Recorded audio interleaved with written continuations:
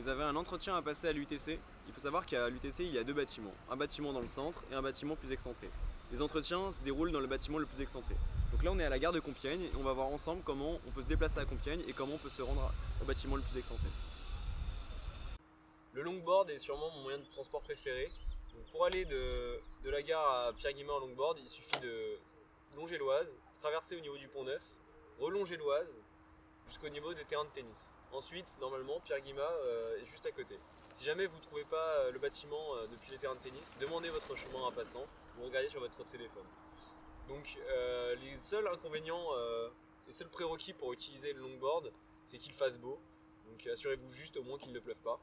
Et pour faire le trajet, comptez environ une vingtaine de minutes.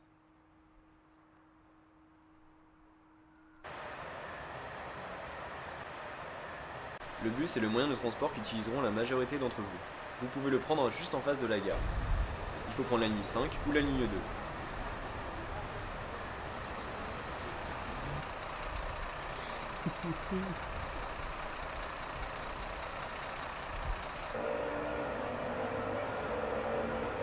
La durée du trajet est variable et selon le trafic, il vous faudra compter entre une quinzaine et une vingtaine de minutes.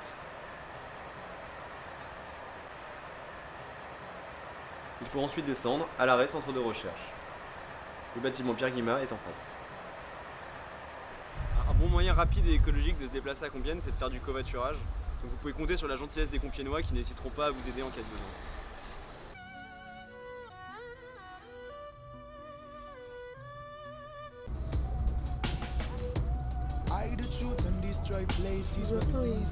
Tu fais quoi dans la vie, Laura? Écoute, putain, on revient derrière. Ah non, c'est vrai. Moi, je suis prof d'informatique.